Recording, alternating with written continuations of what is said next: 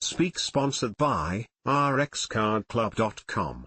Get a free prescription drug card and save up to 85% on prescription drugs.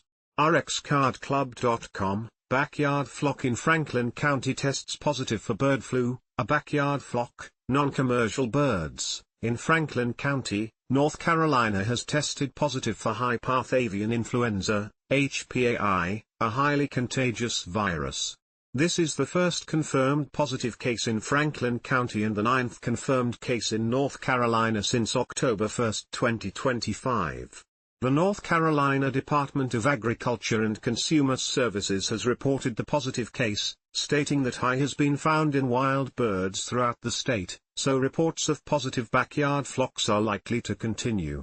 Flock owners are encouraged to follow strict biosecurity measures and report any sudden increase in bird mortality to veterinarians or the state's Veterinary Division, rxcardclub.com.